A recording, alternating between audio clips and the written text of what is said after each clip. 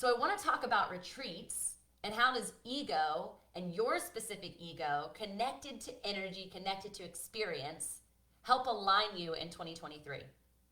How does it help align you forever? And what does a retreat actually mean?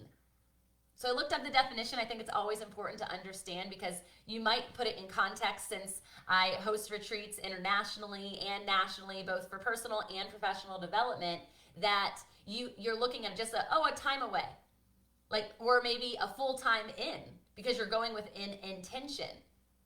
But this word poked out to me when I was reading it, and it was a withdrawal. A withdrawal. Oh my gosh, does anyone know that ego can be such an element of addiction based in the environment in which you're in? What if you withdraw away from that? To withdraw from enemy forces as a result of their superior power or after a defeat. Gosh, that was not the definition I was looking for. I was thinking it was going to be like, I just had tropics in my mind, maybe because I'm headed to Costa Rica tomorrow for several weeks and I'm thinking about being in that environment. I want to retreat from what is normal, the box culture, the supersonic rat race, the cell phone towers, like everything that's happening around us, the media, the TVs, the screens, the presents, even the lights. They can get to be too much. But when I thought about it from this lens, which is essentially a war, they're talking about being on enemy grounds. And the retreat, right? The command and demand of retreat is so critical for us to survive. This is a survival mechanism for the ego too. And I want this to just hopefully light your spirit up a little bit. Hopefully give you some grace for the space that you've been desiring so deeply. Maybe your retreat is even just in the comfort of your home during this season. And you're like, nah, I think I'm going to not do all the things that I said yes to, because really the only reason I was saying yes was connected to ego or connected to social norm or connected to expectation of somebody else. And you're actually allowing your narcissism in that realm that you had to be at the party because you're the life of the party to lead you into the yes. But what if your intuition is prompting you, even in this morning's conversation, to go a little slower, to retreat because you're at war every single day? In my belief system, there is an element of war every single minute in the supernatural.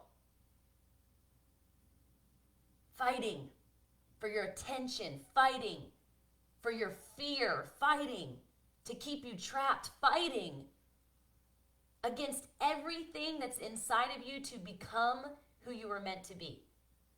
Doubt, overwhelm, anxiety, depression, isolation, burnout. Not enough of this, not enough of that. This isn't just you having an ego problem. There's a spiritual warfare against your ego, against your energy, against the experience that God wants you to have here on earth as it is in heaven, connected to your divine plan. And you stop. You stop there. You say, oh, I'm just afraid, so I won't. I loved how we were talking about this morning that fear and risk go hand in hand, but fear and risk, when we actually make the step, allow us, because of our choice in retreat, to become more, to own who we are more, to shine bright, fearlessly, to reclaim your personal power. There's a process. And everyone goes through this. In fact, even humanity and our culture, specifically in America, has done this since the 1960s. And I'm pulling this as a reference to an incredible book. If what I'm talking about today is inspiring you, holy moly. It's a combination of two I'm going to share from today. The Anatomy of the Spirit by Caroline Myss. Myss is spelled M-Y-S-S. The Anatomy of the Spirit. And then additionally, I'll be reading a little bit from Always Becoming, which is my book, because it goes hand in hand, connected to this conversation. And the environmental factors the war that I've walked through and the war that you are walking through every single day. Here's the evolution to reclaim your personal power and why a retreat is the perfect way to do so. Because if you don't retreat, you stay in enemy territory and you remain in an opportunity to defeat. Now, you could become the victor in that scenario, and I pray that you are, and you do, and you will, and you get to stay right and hold your ground. But I don't think that there should be shame in this process. I don't think that you not attending the family function is actually going to ruin your relationship with them forever. They're going to question you. It's going to feel hard. It's going to feel weird. It's going to feel uncomfortable. But what about the resting place that you're also creating for yourself, for your family, for your ego that's connected to your legacy? I did this firsthand for several years, actually. And it was one of the hardest things I had ever done because I was so tied to the family dynamics, to the family traditions that had been developed in my life. Traditions aren't always healthy. Traditions are so long that you sometimes don't even know the generational past and why it was even started. Do you know what that is for Christmas, or Halloween, or Easter? There are so many things that we celebrate, Thanksgiving, that we do based on tradition, and we actually don't know the DNA of it. Do you know, have you retreated to discover your unique divine DNA? Or are you allowing everyone else to dictate it? Because this book talks about how your biography will affect your biology.